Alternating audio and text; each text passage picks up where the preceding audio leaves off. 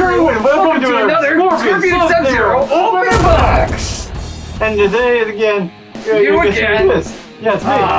It's always it's always me, because I'm an egomaniac. Okay, here we go. This package comes from 3D Printing for Cosplay. We've done them before. The smoke mask. This variation that I am going to open right now is one that I've been waiting for a very long time. He was the only one to jump on the 3D printing model and make it. He made it for me, and then I don't see it anymore. So hit him up if you want this mask. Yeah, you probably have to for ask him to for make it, it, because you would have to ask him to make it for you. or it might just go in stock randomly. So this check is it out. an MK11 mask variation of one of these ones that I'm wearing right now, but it's made to look like the mask I wear in the animated series, Defenders of the Realm. Oh yeah, ready for that. This should be bare bones. This should be a lot of DIY involved. It is made. Look at the box. Box and some paper. Yeah. That's it. Box, paper. And then the mask itself. Boom. There it is. This. Oh yeah, there it is. Right here. I don't know if you remember that. It has a very Punisher-esque look to it. But if you remember the animated series, it had a very just like a really lazy version of it. Like line. Yep. And a nose diamond, and this is it right here. So this they updated it for MK11, and this is what it looks like. The filament they use is not actually gold, which I thought originally, looking at the back of this, it is gray. Oh yeah, it is. Okay, so he took the trouble to paint this. He just splash painted it and sent it out like that. And probably what I'm going to do, if I do anything to this, is if I want to sand it down to make it... You'll have to repaint it? I'll have to repaint it again. Repaint it again with my own flavor. Because yeah, his 3D printer is a little bit in the medium range. It's not the best. See the graining here? You have some lines there. Yeah, the tracks, what we call them printer tracks, are quite large tracks. That's why this one's a little bit cheaper, is you get it really quickly and it's a little bit lower print quality, and it shows up bare bones. You don't actually have a strap, as you can see. No straps. No pads. Interior, no straps. No pads of any kind. This is for me to finish. That's what a DIY is. DIY unfinished mask. That's what it is. Cheap, and he painted it. He did paint this. Usually they just send you the shell and they don't do anything. It comes out of the printer, it goes in a box, and then they send it to you. That's why it's so fast. And it was just about $20 for this, including shipping. Yes, so for him to do this mask, this is the only one. No one else does this yet. It's very cool. I'm gonna actually put this over my face. Cool. And see how the size works. Look at that quality. Yeah, I'll just fashion that in. But yeah, as far as acoustics go, it sounds good. It still sounds good, even though it's against my face, because it's not touching. Like this. Like this. And even with the lines, the lines actually give it a little bit of a dated look. They make it look kind of like it's been sitting somewhere for a while in the crypt. Yeah, I'm sure that you're going to get a strap on that and some pads, and we'll figure out, we'll see what this looks like at the end. Well, hello, Combat Crew, and welcome to the workshop, where I am going to finally finish this mask. Truth be told, it's been about 2 months between opening that and actually getting to finish it here, right now. And I don't know specifically what I'm going to do yet to finish this mask completely. I have no idea how it's going to turn out. Because I could do the lazy thing and just slap some straps in here and attach it to my face, and that's it. And we call it good. But we're not going to do that. We're going to do a couple more things, probably. We're probably going to show you how to actually do step-by-step for once in this workshop thing that I made just now for this only. Step-by-step how I'm going to finish this mask. I'm going to show you some of this stuff down here. As you can see, some tools of the trade. These are all the things that I'm going to use that I can remember that I need. The paints right here, the sealants, the glues, the weather stripping for padding, nail file for filing, sandpaper on the other side of the screen, you can't see it, drill for holes, scissors for you never know, hot glue gun for hot gluing the straps that we're going to use, 1/2-inch straps on, and of course, a blowtorch. So I know I'm going to do a bunch of stuff to this mask, but it matters the order in which you do those things. So anything that has to do with changing a structure, marking it, putting holes in it, whatever, has to be done before the paint happens. And then after that, the straps come in.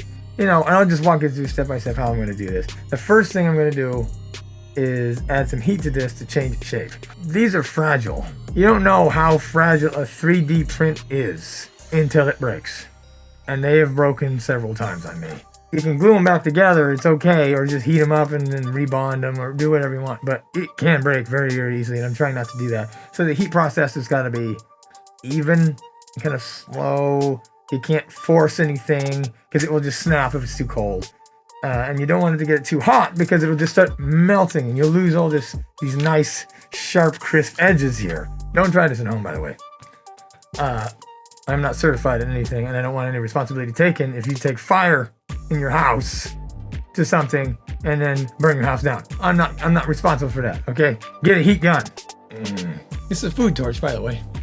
It's for heating food or doing flambés or, you know, crisping, charring the top of things.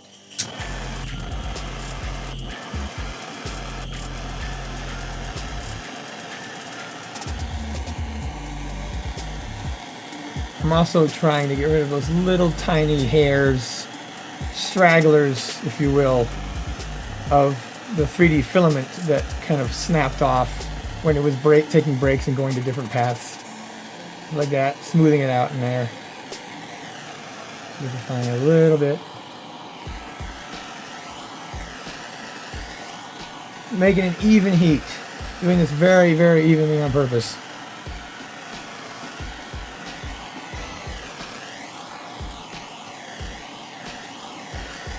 Okay. Oh, it's hot in here. Ooh. Okay, we're doing this very, very, very, very gently. I'm trying very hard not... You know when you're trying to open a bag of chips and not have it fly all over the room? I'm trying to do opposing muscle groups to make sure I don't force this to break.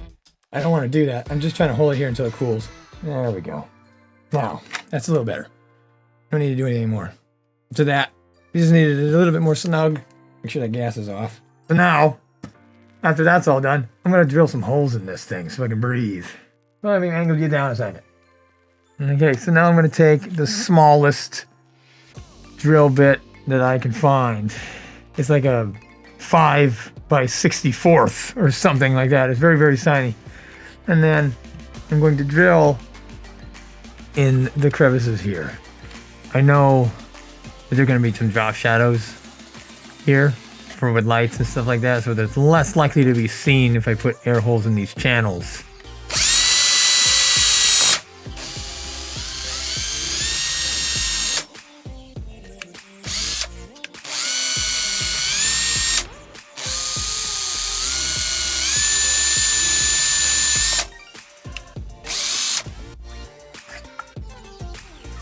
Then we have 4 little holes right there. Now I can breathe, kind of. Sound a little better, you know, we need that. And you can see the filament that the guy used is gray or silver, or what do you want to say that is. And so that's why we wanted to drill the holes prior to painting it anything, because as you can see, there's you can see it's silver on the rings on the outside. It ruined the paint. So you want to paint it after that's done. And now that the holes are finished, I think we're to the sanding part, where I actually have to get rid of these really visible tracks that the 3D printer makes. And I got to be careful when I do that. I got to be very, very careful, because a lot of people don't know, if they're just seeing a 3D print, how the 3D prints work when they print out an image like this. As you can see, it looks pretty thick, right? That looks pretty thick on my face, but it's not. It's not actually thick like that laid out. It is more like this. If this is a piece of cardboard, this is the structure that mirrors what a 3D printer does to save weight and keep its strength. But if you can see, the actual wall is very thin. So if I sand too much off of this, it might end up doing this and revealing the inner ribbing of the 3D print lay out, and that would be very, very terrible. So I'm gonna go very gentle with the sandpaper and see how it goes, and see if I can minimal, at least take off these super visible defects that you can see in it. I've also got a nail file to get in these really small channels if I have to. This is like an enemy in Mortal Kombat. How do I take it down? I'm gonna take it down like this. Yeah, that's exactly what's gonna happen.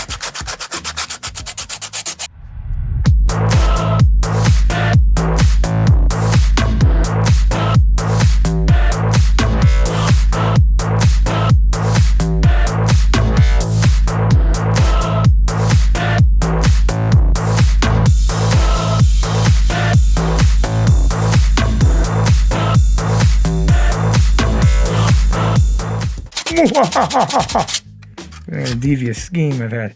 Oh my god, did everybody go that nuts? I did. Look at that. Went a little bit too crazy with the nail file. A bit of a gouge there. But here's the thing about a mask like this. If you're going for a mask like this, which is perfect, there's no impurities in it, it's just straight yellow. And you would notice anything wrong if there was. This is the opposite. It's meant to be dirty. It's grungy. And so you can make mistakes. It just adds to the character of the mask. I like that a lot about, something that I make. Is I want the freedom to have a personality for the mask itself. So if it looks like it was damaged in battle, good! Because we battle in them! Now I'm done with that. It's the coarser stuff. This is an 80 grain, right? We're going for 1500 now.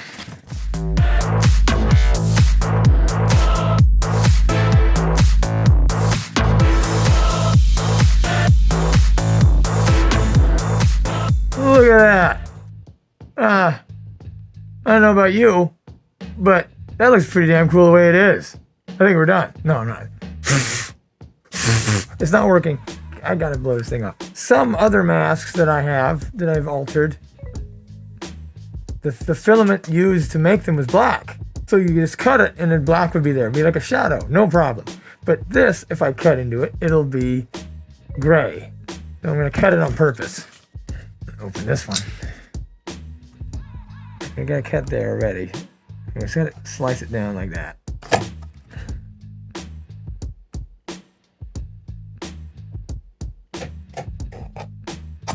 Like that, kind of going across, going down this side right here.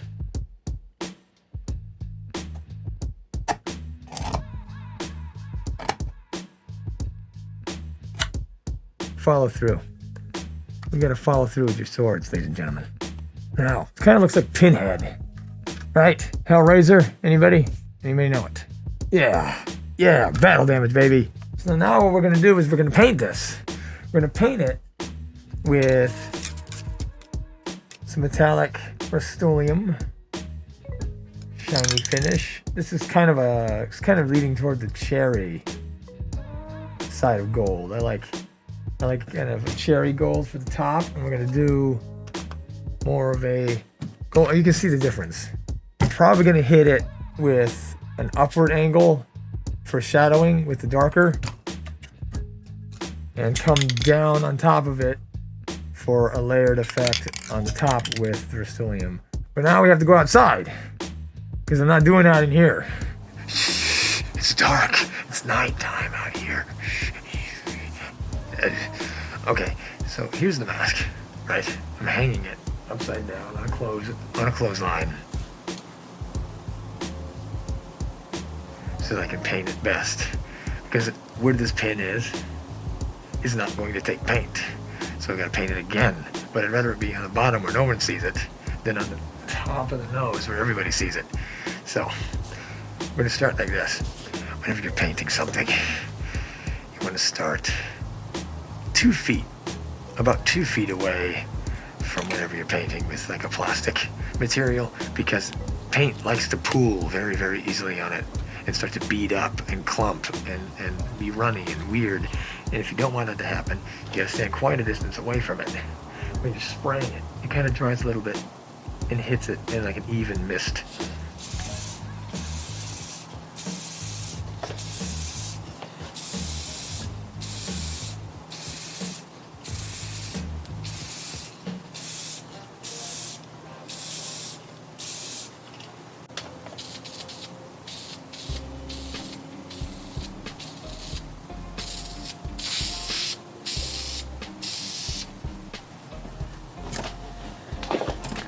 Ooh, it's handy to have this light.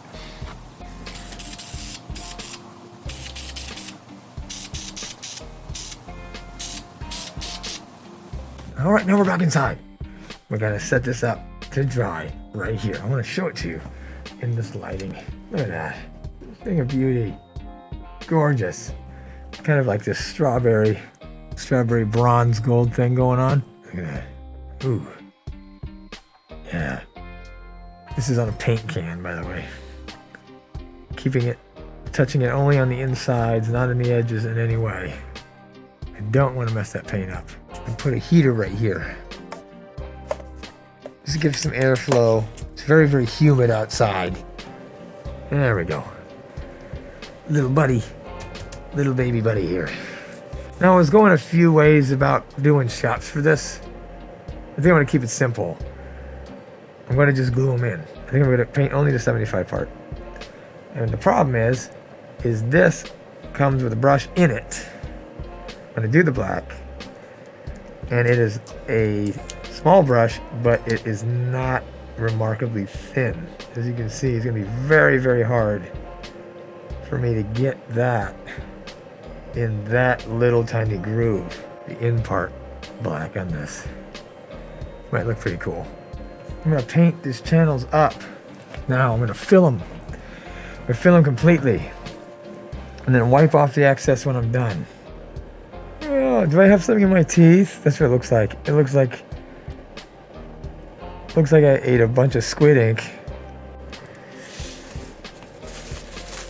I'm going to get that off. Come here. Stay in your home. A Star Wars movie. This is a stress test. It's out of control. Big diamond nose. Boom. Oh, that's easy. Can't mess that one up. Never say never, though. Ah. Ooh. Yes. This is a dirty game, ladies and gentlemen. All right, let's get stupid real quick. I don't care. Get all that shit in there. That's good. Okay. Now, inside of that nose. I said before how character is in the flaws, right? There's a lot of flaws in this, so it means there's a lot of character. Did it on purpose.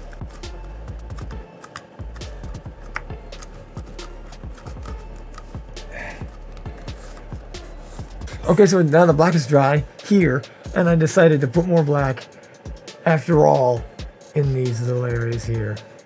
And I'm gonna do more air holes because it's gonna be all black, and so it's gonna fit there. More air holes, the better.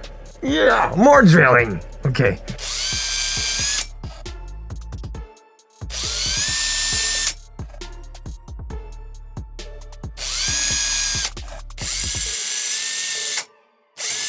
Okay, that's 6. We're doing 6. You can see that now. So in order to do these, I'm not going to be as kind of liberal with it. I'm going to tape this.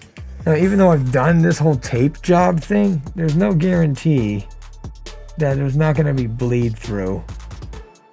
Because the sanding wasn't perfect. There's still little tiny lines and spaces here that paint is going to duck underneath, and I won't be able to stop it. Downstrokes from the tape. Downstrokes. Instead of going up, I don't want to get it underneath.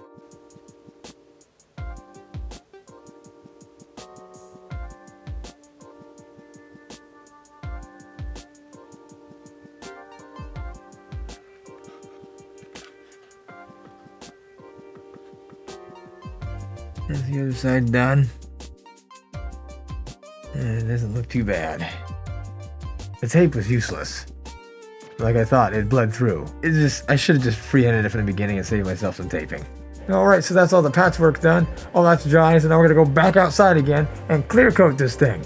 Okay, we're back outside again. It's 4 o'clock in the morning. So what we're gonna do is clear coat crystal enamel. This should make it look really, really shiny because that's the only kind I have. You can get this in matte, but this is a crystal clear gloss finish, so it's gonna make it look even shinier than that after we're done, and it's gonna be protected from scratches.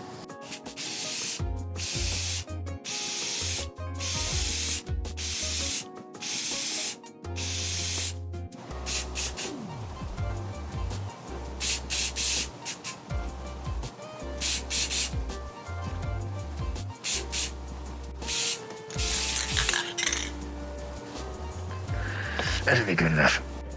Oh yeah, that is the shiniest thing. And it's gonna stay that way. When gloss finish dries, it stays looking wet. Cut to the next morning, hello.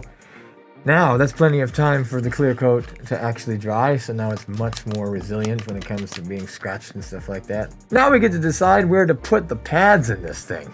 So I'm gonna plot a course to where to put and hot glue this weather stripping. It's got adhesive backing, so it'll stay where I put it, but it's not very good. It's a kind of a temporary thing. You want to either hot glue it on or super glue it on, which I'm going to super glue it on this time. I'm going to put these right here as one, right there. There's another one. Always got to do the bridge of the nose because every single mask interferes with the nose. Maybe the chin, maybe the jaw, just to keep this from touching me. Get more space. The more space for air to flow around, the more sound travels out, so you can hear me better. I need to leave some space because I think I'm gonna have to do a strap here on the very edge of this, kind of going up my head, and another strap there on my lower jaw. Gotta have that.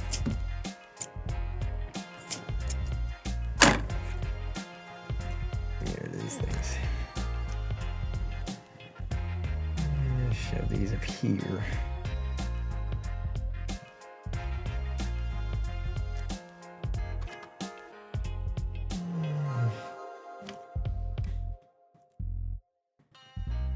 Just coming down on it like that. So here we go for this one. Okay. Get it. Oh yeah.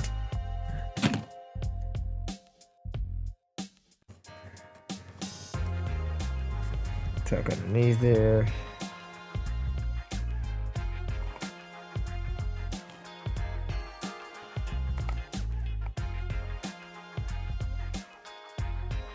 That should hold to my face pretty good now. Fit in there? Yeah. All right. Lower jaw. Get like that. We're gonna have to score it with this knife. Where the straps are going, so that it has more to hold on to. As far as hot glue goes, it will fill these spaces pretty good and then stick in there. Much better. If it's a smooth surface, it'll just come right back off. I'm trying very, very hard not to touch it, but it never fails. When I'm working with super glue, I always touch it to get it on my hands. And dry this off.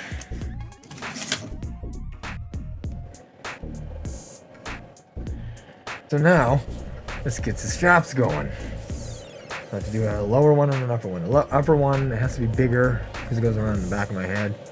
And the lower one can be a bit smaller because it goes around the base of my neck, which is less of a diameter.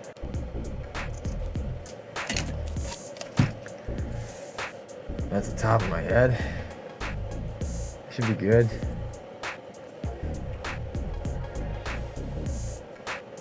Okay, go back. Base of the neck. I eyeball things a lot, if you didn't notice. Let's get this glue gun going. Now, hot glue sets really, really fast. So as soon as I get it set, I have to put this on right away and hold it there.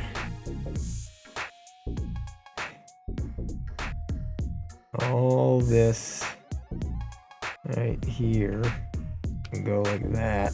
I'll move my hand.